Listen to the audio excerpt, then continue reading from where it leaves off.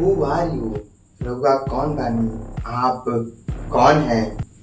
आज हम बात करेंगे इसी टॉपिक पे कि हम हैं कौन।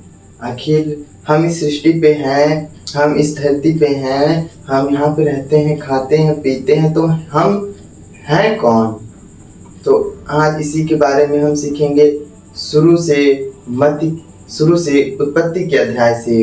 हम शुरू की उत्पत्ति के अध्याय में कुछ ऐसी बातें आपको आज बताने वाला हूँ जिसे सुनकर आप खुद को जानेंगे कि आप हैं कौन। तो इस वीडियो में लास्ट तक बने रहिएगा, मैं आपको बताता हूँ आप हैं कौन, आपकी सृष्टि हुई कैसे। तो इसकी शुरुआत से पहले मैं आपको एक कहानी बताता हूँ। एक राजा था, उसके कुछ पुत्र थे। तो जब राजा की उम्र हो जाती है तो अक्सर ऐसा होता है कि जो उसका बड़ा बेटा होता है उसे अधिकारी बना दिया जाता है। ठीक, तो जब उस राजा के मृत्यु का समय आया, जब उसे लगा कि जैसे उसका अंतिम समय आने वाला है, तो उसने अपनी सीट, अपनी गद्दी, अपना राज्य, अपना अधिकार अपने पुत्र को दे दिया। उसकी अवस्था भी ठीक ठाक थी, अभी वो राज करने लायक था, फिर भी उसने सोचा कि अब मुझे अपना राज्य अपने पुत्र को दे देना चाहिए। अभी वो राजा राज कर सकता था, अभी 10-20 वर्ष तक वो राजा राज कर सकता था, परंतु उसने अपने अधिकार अपने पुत्र को दे दिए। ठीक, तो जब उसका पुत्र अधिकारी बना, उसने राज्य करना शुरू किया, तो कुछ समय बाद होता यूं ऐसा है कि मानिए कि जैसे कि जो राजा का बेटा था उसे अधिकार मिल जाता है पूरे राज्य पे, पूरे साम्राज्य पे, सभी वस्तुओं पे, राज्य की एक एक वस्तुओं पे अधिकार उसे मिल जाता है। तो जब उसे अधिकार दिया जाता है तो जो अधिकार उसे मिला होता है वो उसका कुछ गलत उपयोग करने लगता है, उससे वो बुराई की ओर झुकने लगता है, गलत कामों में गिरने लगता है। तो राजा को ये सारी बातें पता चलती है। जब राजा ये जान लेता है कि ओ मेरा पुत्र जिसे मैंने ये राज्य दिया था वो ऐसा कार्य करना शुरू कर दिया है, तो राजा को इस बात का बहुत दुख होता है। वो अपने पे पछतावा करता है कि मैंने इसे अधिकारी क्यों बना दिया, मैंने आखिर इसे क्यों बना दिया। तो वो उससे अपना राज्य फिर ले लेता है, फिर वो अपना अधिकार फिर से अपने आप को अधिकारी घोषित कर देता है। फिर से राजा अधिकारी बन चुका होता है। अब राजा का अधिकार सभी वस्तुओं पे होता है, पुत्र का अधिकार हट जाता है। तो कुछ समय बाद पुत्र को ऐसा लगता है कि मानो जैसे उसने सोचा कि मेरे पिता ने मेरे लिए ऐसा किया, वैसा किया, उसने मुझे चाहा, तो वो कुछ ऐसे उसके भी पुत्र और भी थे जो उसके और पुत्र थे। तो वो सोचा कि इनको दे देता हूँ, तो उससे जो छोटा पुत्र था उसे अधिकार दे दिया जाता है। वो भी कुछ ऐसा ही करता है। वो भी जब देखता है कि वो जब उसे अधिकार मिल जाता है तो वो भी कुछ गलत करने लगता है, फिर उससे भी अधिकार छीन लिया जाता है। फिर तीसरे पुत्र को दिया जाता है।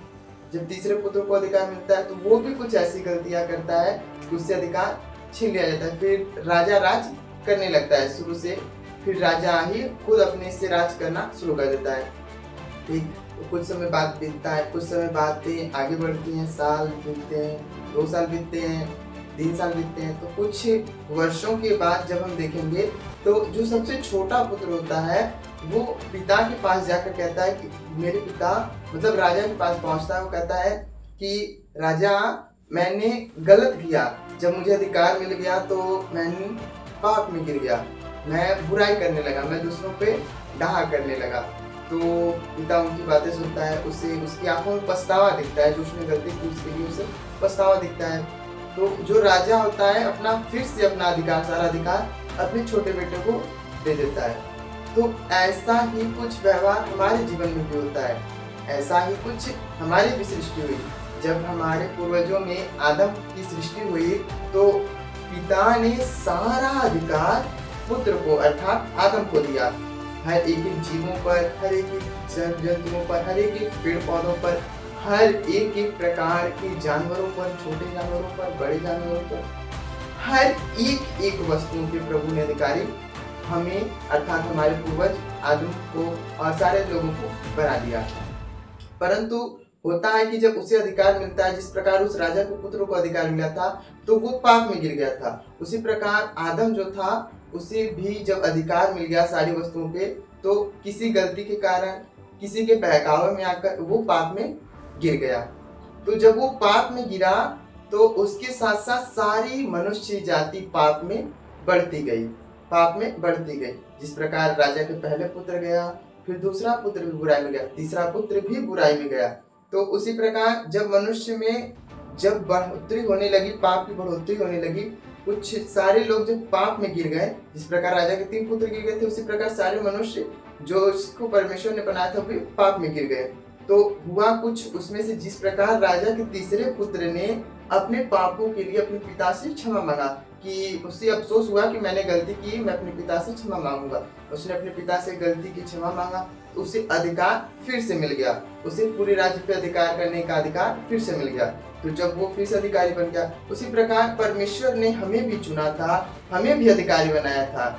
हम लोग या हमारे पूर्वज, हमारे परिवार के सदस्य, हमारे आस पड़ोस के लोग पाप में गिर चुके हैं। हम भी पाप में गिरे हुए थे, परंतु हमने परमेश्वर को जाना, उनको परखा, उनको चखा, उनको जानकर जब हमने उन्हें अपना लिया, हमने अपने पापों के लिए उनसे क्षमा मांग ली।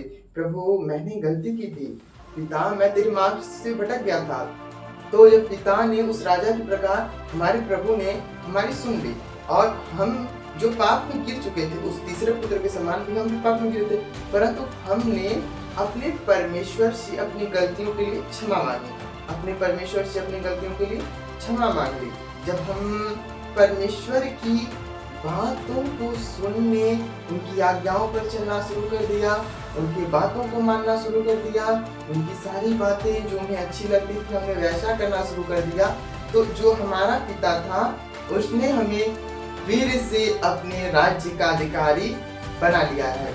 उसने हमें फिर से अपने राज्य का अधिकारी बना लिया। जिस प्रकार उस राजा ने अपने तीसरे पुत्र को फिर से अधिकारी ठहरा दिया, तो फिर जब हम अधिकारी बन चुके हैं, इस समय जब हमने अपने पापों को अपने पिता के सामने रख दिया, अर्थात परमेश्वर के सामने रख दिया है, तो जब हम फिर से अधिकारी बन चुके हैं, तो अब हमें दोबारा पाप में जाना नहीं है, हमें पाप में जाने की जरूरत नहीं है। हमारा परमेश्वर हमें हर पाप, हर बुराई, हर प्रकार के प्रलोभन, हर प्रकार के डर, भावना, बैर, हर एक वस्तुओं से बचाएगा, वरन उसने हमें उन सारी वस्तुओं पे अधिकारी बनाया है।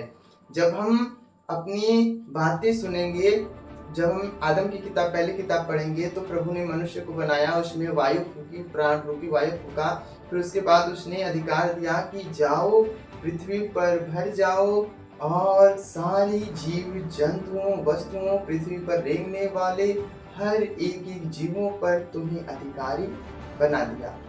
तो अब हम पहले पाप में गिरकर अपने राज्य से, अपने पिता के राज्य के अधिकार से दूर हो चुके थे, पर हमने उन पापों को जब क्षमा मांग लिया, उन पापों से हम दूर हो चुके हैं। जब हम अपने पापों से, अपने पिता से, अपने पापों के लिए अपने पिता से क्षमा मांग चुके हैं, तो अब हमें डरने की जरूरत नहीं है, अब हमें डरने की जरूरत नहीं है। अब हम फिर से अधिकारी हो चुके हैं, जिस प्रकार उस राजा का तीसरा पुत्र अधिकारी हो गया, अब हम भी अधिकारी बन चुके हैं। तो मैं आपको इस कहानी के माध्यम से बस एक ही बात बताना चाहता हूँ कि हमारा प्रभु हमें अपना लेता है। जब हम पाप से निकल जाते हैं, बैर से निकल जाते हैं, तो हमारा प्रभु हमें अपनाकर फिर से हमें अधिकारी बना देता है। तो इस कहानी से आपने जरूर सीखा होगा कि हम जो पाप में गिर चुके थे, अब पाप में नहीं, वरन फिर से अधिकारी हैं, और हर वस्तुओं पे हमारा अधिकार परमेश्वर ने फिर से बना दिया है। तो आप इस बात को समझिए, इस बात को जानिए, इस बात को ग्रहण कीजिए। मैं फिर से जो अधिकार मेरे पूर्वजों को मिला था, जो अधिकार मेरे पूर्वजों को मिल चुका था, उनसे छीन लिया गया था, मैं उनसे आजाद हूँ, उन पापों से आजाद हूँ। मेरे प्रभु, मेरे परमेश्वर ने मुझे फिर से उस राज्य का, जिसने उसका निर्माण किया, अर्थात पृथ्वी का अधिकारी ठहरा दिया है। मैं आशा करता हूँ कि इस वीडियो से आपको कुछ ना कुछ सीखने को जरूर मिला होगा। इसी प्रकार के आने वाले वीडियो आपके पास सबसे पहले पहुँचे तो इसके लिए चैनल को सब्सक्राइब करिए। हो सके तो मेरी मेहनत के लिए एक लाइक जरूर।